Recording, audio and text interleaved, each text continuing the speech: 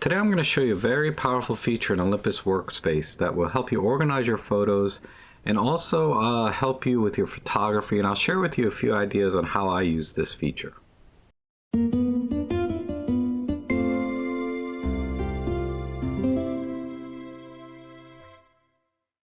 So this is a very basic feature in Olympus Workspace. It's just basically find photos, and you can search for photos based on some certain criteria. And I think in combination with the filter and collections tools in Workspace, it's really very powerful to help you organize your photos and then also to help you make better decisions possibly in the future. So I'm going to share with you a few ideas on how I use this to help me, and then we'll just do a quick overview of the different options. Alright, the find function is over here in the edit menu, so we'll click edit. We'll go down here to find, and there's a shortcut key, Control F, which I'll be using going forward. And you can see it brings up this little find window, and it's going to pre-fill in this information with whatever I was searching for last.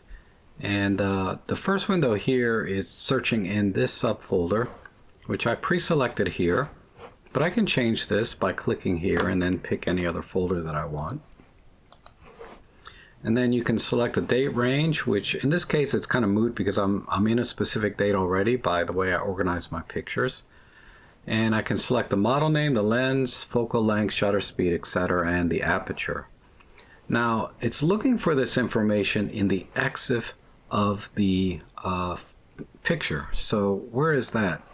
Let's just pick a picture here, and I'll select the camera information, and you can see here's the model name, lens information, focal length, shutter speed, aperture, and these are the EXIF data that the find function can search for. So let's go ahead back into the find function, and I'm going to stay in this folder,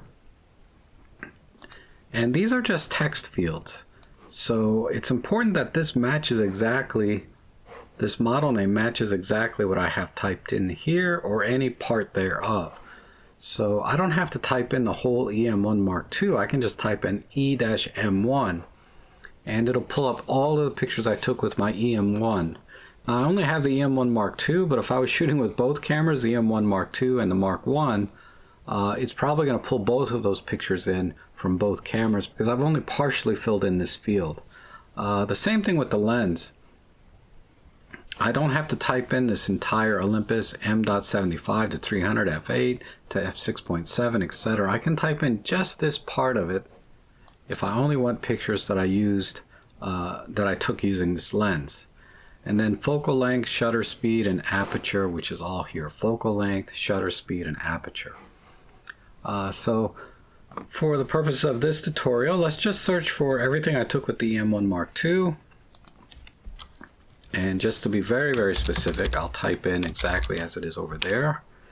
And then I only want shutter speeds of 1/2000th of a second or faster, because I was taking pictures of little tiny birds, and if you shoot at a slower shutter speed than 1/2000th of a second, if they're flying, it's going to be blurry anyway, so I don't need to look at those. So that's why I chose 1/2000th of a second to 1/32,000th. And these are just simple drop-down boxes that you select. It's not something you can type in. And I can also specify aperture if I was wanting to compare the sharpness of the lens at different apertures. So you can use this for a lot of different things. But let's just do a quick search just so you can see how it looks. And the little window pops up showing you the progress. It's searched for how many pictures, and then a little thumbnail preview that was over here. And you'll notice it only pulled up 3 pictures, and I know I have a lot more than that because the little preview window that popped up showed I found hundreds of pictures. And I don't know if this is a glitch in Workspace, but I found the workaround for this is I just click on this JPEG RAW button so that all the raw files show, and now they're all showing. And I'm not sure why. I think that's maybe a glitch, but that's the workaround that I found for it. And now these are all the pictures with the criteria that I used. So if I hit Control F again, I can look at the criteria I used last, so I know these are all the pictures with a shutter speed between 1/2000 and 1/32,000.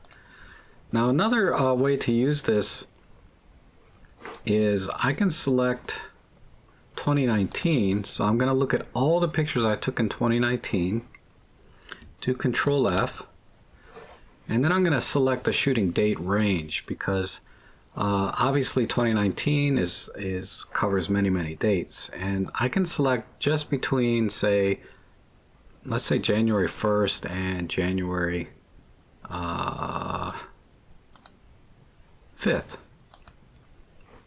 Let's say I went on vacation this particular week, and I just want to look at all the pictures I took that week, regardless of the camera and shutter speed, etc.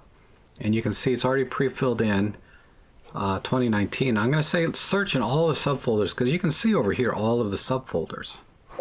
So I'll just click begin search, and now it's going to search for everything I took that week only. But once we get beyond January 5th, for example, right now it's showing me I'm on January 10th. I don't have to continue searching because I didn't ask for that date range. But the thing about this software, this find feature, it's going to look in every folder in 2019 just in case you imported the pictures into the wrong folder. You can find them this way as well. So it's really handy in helping you find pictures that maybe you did not organize properly. So now you can find those pictures and put them in the correct folders. But let's go ahead and hit cancel here because I can stop at any time. And I'm sure I took more pictures than this, so I'm just going to do this workaround here and click the raw JPEG here. And now these are all the pictures I took within that date range. So that's another way to use it to help you organize your folder and find pictures that maybe you put into the wrong folder previously. Now, let's say these are all fine. I want to keep all of these pictures. And then what I can do is select them all and then right-click them and do add to collection. Well, first let's make a new collection. We'll call this vacation. And now let me right click, add to collection, and then I'll select vacation. So now regardless, everything within that date range, regardless of where they are in the folder structure, I've put all my vacation pictures here. And if I want to be more specific, I can rename this to say winter 2019 winter vacation. And now I can see there's 195 pictures there. If, for example, I want to do another thing, is another way I use this is sometimes I don't care about the shooting date, but I want to look at all the pictures I took in 2019 using my TG-5. And I happen to remember that this is exactly how it is in the EXIF data. So now I can search for every picture I took using only my TG-5 camera. And then if I just wait for it, you can see it starts coming up. And this could take a while, but it's also a very handy feature. And we'll just stop here. And again, they're not all showing, so I have to click this. Again, I think this might be a glitch, but here are all the pictures I took with the TG-5. I can create a new collection, TG-5 pictures, and select them all, right click, add to collection, TG-5. So that's just a couple of ways to use the find feature in the Olympus Workspace. And I'm sure you guys can think of much more creative ways to use this. Just play around with it a little bit, but I think it'll really help you organize your photos. Maybe do comparisons if you have multiple cameras or multiple lenses. You can compare different apertures, and you can compare different shutter speeds. I might want to look at every shutter speed below 1/30th of a second and see how good I am at, holding the camera steady so the images aren't blurry, and then compare them against maybe 1/60th of a second and see if I'm any better. So just a few ideas for you guys to get started. But as always, thanks again for watching, and we'll see you again soon.